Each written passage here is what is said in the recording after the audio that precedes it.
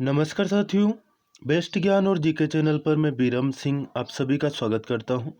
Daily news, current affairs, सरकारी नौकरी और योजनाओं की जानकारी के लिए इस चैनल को सब्सक्राइब न किया हो तो सब्सक्राइब जरूर कर लीजिए। वीडियो में दी गई जानकारी आपको पसंद आए तो प्लीज़ लाइक जरूर कर दीजिएगा। मुख्यमंत्री श्री शिवराज सिंह चौहान ने कहा है कि कोरोना की कठिन परिस्थितियों में किसान की कर्मठता ही अर्थव्यवस्था का आधार बनी है। प्रदेश में पिछले साल हुए अनाज के भरपूर उत्पादन ने प्रदेश ही नहीं देश को मजबूती प्रदान की है। राज्य सरकार किसान की आय को दोगुनी करने के लिए हर संभव प्रयास कर रही है। खेती, पशुपालन, उद्यानिकी, मछली पालन और सहकारिता को समग्रता में लेकर फसलों के विविधीकरण, फूड प्रोसेसिंग, पैकेजिंग और सही मार्केटिंग से हमारे प्रदेश के उत्पाद देश ही नहीं दुनिया में धूम मचाएंगे।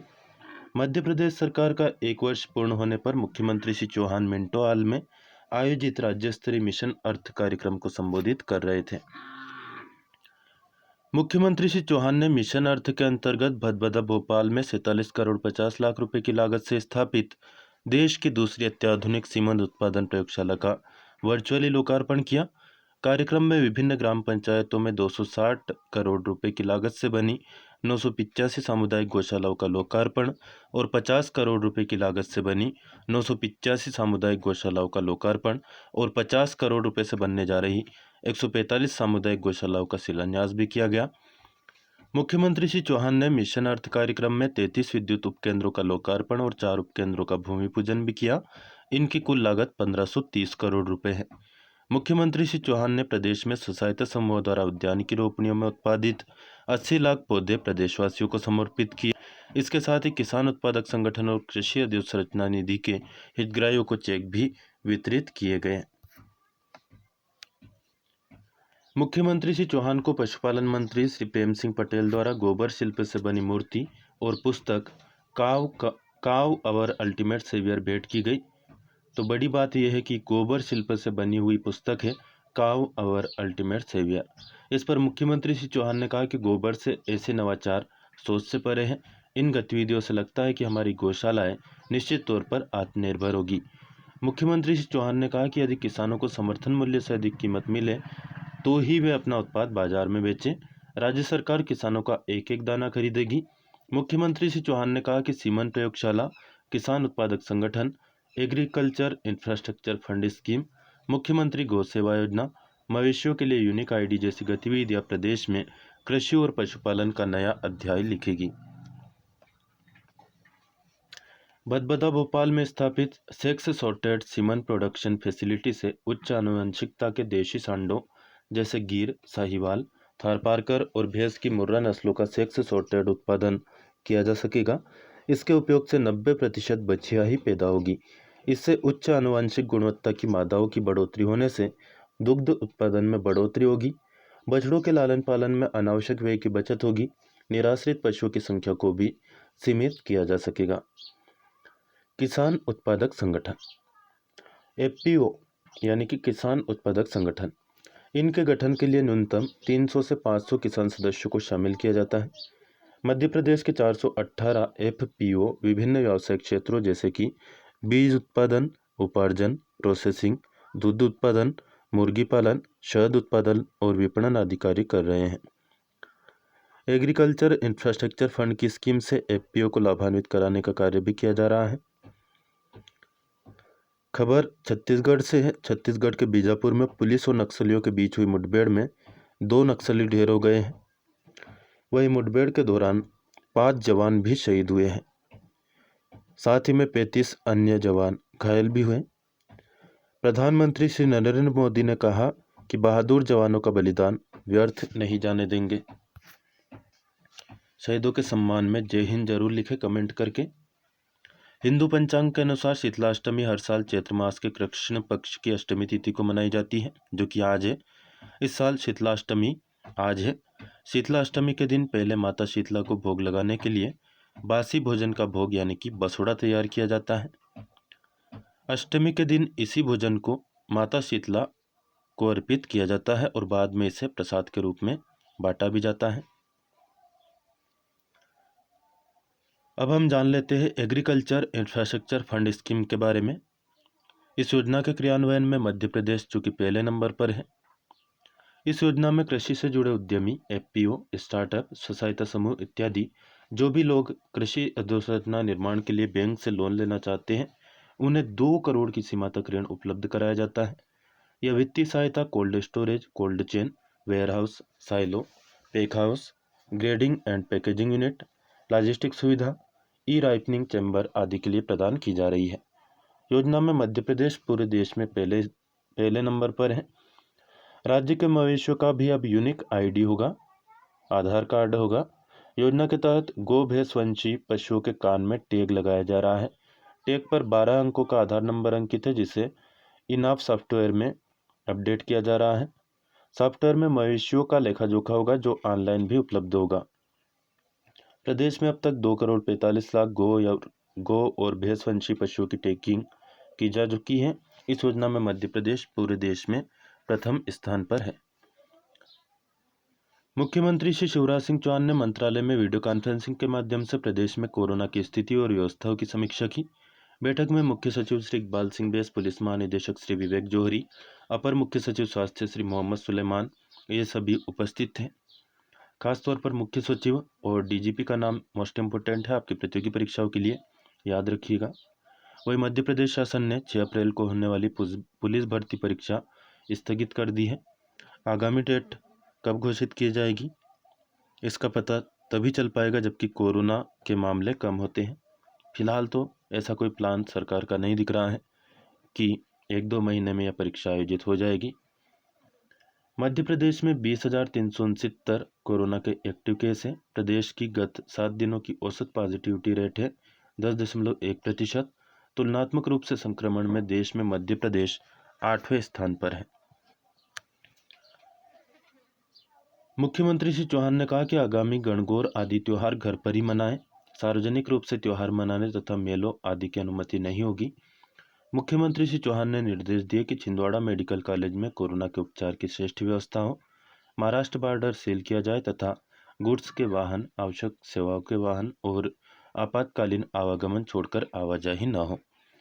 मुख्यमंत्री श्री चौहान ने निर्देश दिए कि कोरोना नियंत्रण के लिए जिलों के लिए नियुक्त प्रभारी अधिकारी अपने प्रभार के जिले में भ्रमण के दौरान उपार्जन केंद्रों का निरीक्षण कर व्यवस्थाएं देखें।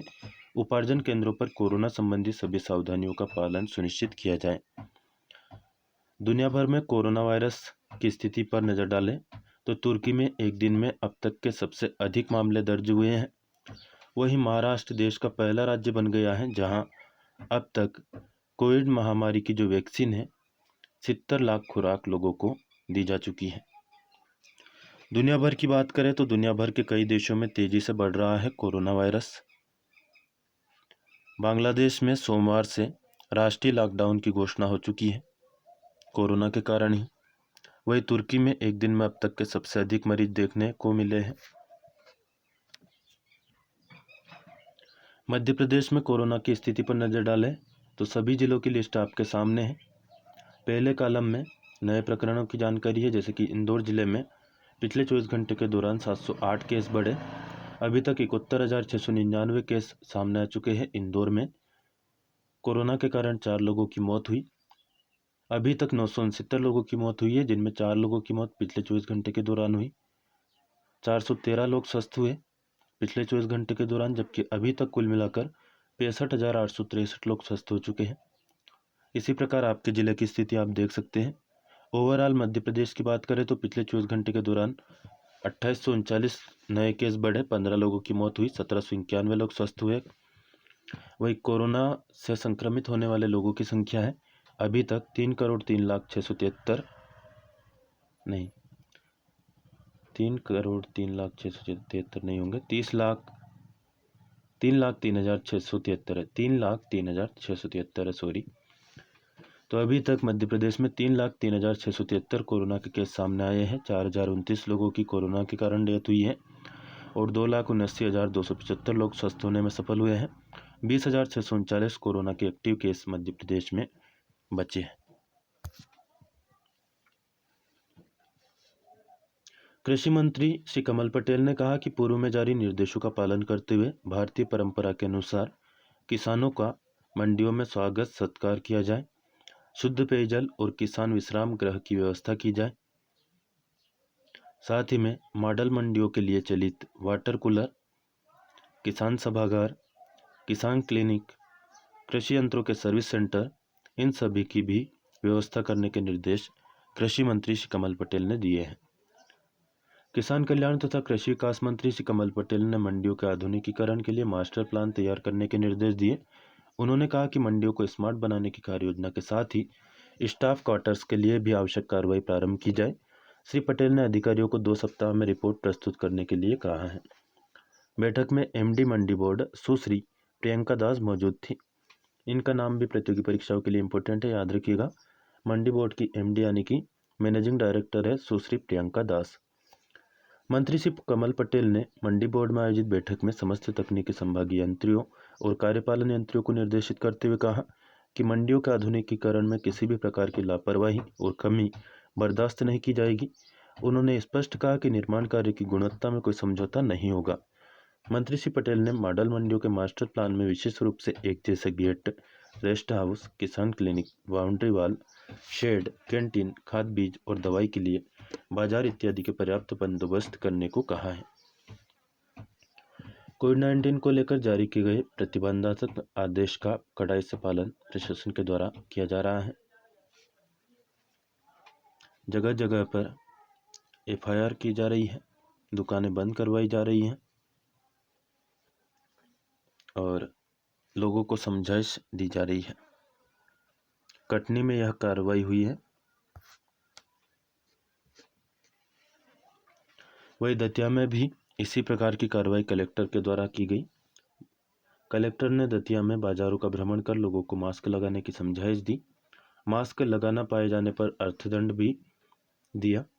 कलेक्टर संजय कुमार ने अधिकारियों के साथ शनिवार को रोको टोको अभियान के तहत नगर के मुख्य बाजारों राजगढ़ चौराहा, तिगेलिया, टाउन हॉल, बड़ा बाजार, सुपरमार्केट, किला चेक आदि स्थानों का भ्रमण कर लोगों को मास्क लगाए जाने के लिए प्रेरित किया। वह कलेक्टर ने भ्रमण के दौरान सभी दुकानदारों को निर्देश दिए कि कोरोना के संक्रमण को देखते हुए रात्रि 9 बजे तक सभी दुकानें बंद कर दिए जाए, मास्क लगाएं, हाथों को सैनिटाइज करते रहें, 2 गज की दूरी बनाए रखें, भीड़ भाड़ वाले क्षेत्रों में न जाएं। कलेक्टर ने नागरिकों से आग्रह करते हुए कहा कि कोरोना से बचाव हेतु जिले में संचालित कोरोना टीकाकरण अभियान के तहत 45 वर्ष से अधिक आयु के सभी व्यक्ति कोरोना का टीका अवश्य लगवाएं और अन्य लोगों को भी टीका लगवाने के लिए प्रेरित करें।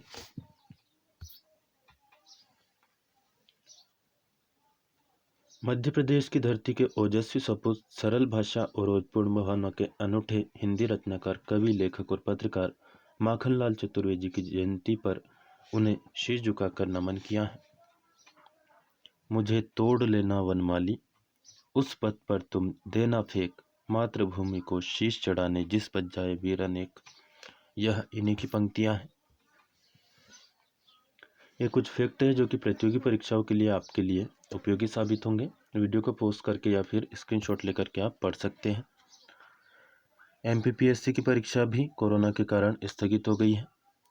20 जून 2021 की आगामी डेट तय की गई है।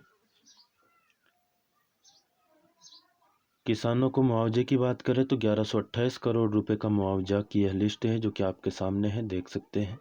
हालांकि शिवराज सिंह चौहान ने घोषणा की थी 1600 करोड़ रुपए की, उसके बाद में 1500 करोड़ बोले, लेकिन लिस्ट जो जारी हुई है वह 1128.88 करोड़ रुपए की है, जिसमें मध्य प्रदेश के 19 जिले शामिल हैं।